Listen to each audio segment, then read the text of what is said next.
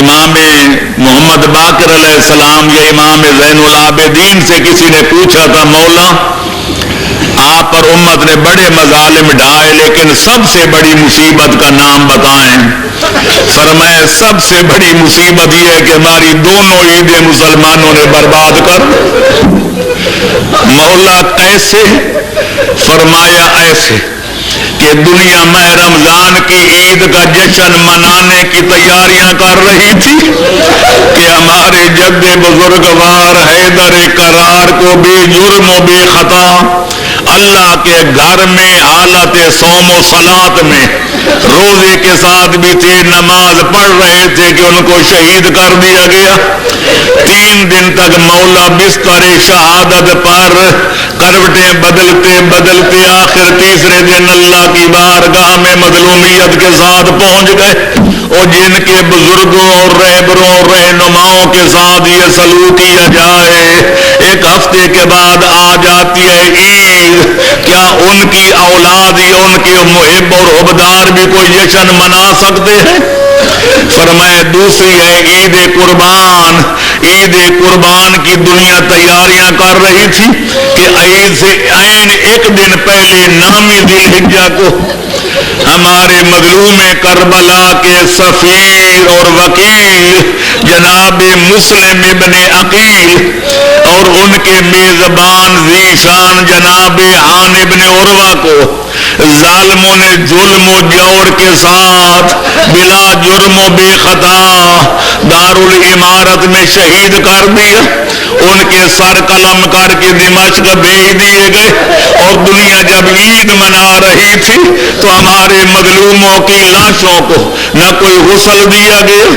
نہ کوئی کفن دیا گیا، نہ نماز جنازہ پڑھائی گئی۔ لوگ عید منا رہے تھے، ہمارے مظلوموں کی لاشوں کو کوفے کے بازاروں اور گلیوں کوچوں میں پھرایا جا رہا تھا، اور جن کے مظلوموں کو غسل بھی نہ دیا جائے، کفن بھی نہ دیا جائے، نماز جب تک 12واں لال ولایت نہیں آئے گا اور آ کر ظالموں سے بدلے نہیں چکائے گا، ہماری کوئی عید نہیں ہے۔ لہذا امام جعفر صادق علیہ السلام یہ شعر بھی پڑھتے تھے اور گری و بکا بھی کرتے تھے۔ فرماتے تھے لِكُلِّ أُنَاسٍ دَوْلَةٌ يَرْكُبُونَهَا وَدَوْلَتُنَا فِي آخِرِ الدَّهْرِ تَظْهَرُ۔ فرمایا ہر قوم کی خوشی کے دن ہوتے ہیں، ہم آل محمد بھی ہمیشہ مظلوم رہیں گے، ہماری بھی خوشی کے دن ضرور آئیں گے، لیکن میں سوچتا ہوں کہ ابھی وہ زمانہ بڑا دور ہے، ابھی زمانہ بڑا بعید ہے،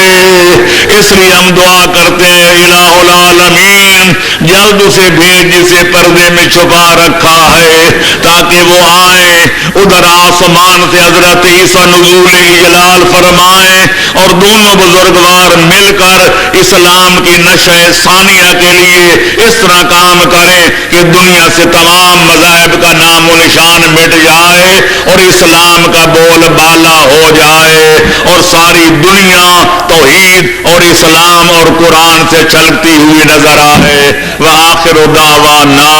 ان الحمد للہ رب العالمین وسیعلم الذین ظلموا ای منقلب ینقلبون۔ الہ العالمین تجھے واسطہ سرکار محمد و آل محمد علیہ السلام کا ہمارے 12ویں لال ولایت کے ظہور میں تعجیل فرما، ہمارا نام 12ویں سرکار کے انصار و اعوان کی مقدس فہرست میں درج فرما۔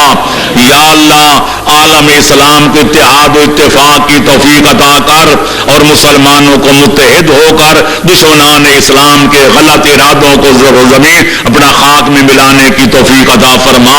شیعان حیدر کرار کو ایک و نیک بنا، پالنے والے پاکستان جن مشکلات و مصائب کے دلدل میں پھنسا ہوا ہے اس کو خوش اسلوبی کے ساتھ جہاں ان بحرانوں سے کامیابی کے ساتھ باہر نکال، اور سیاستدان ہو یا مذہبی ادارہ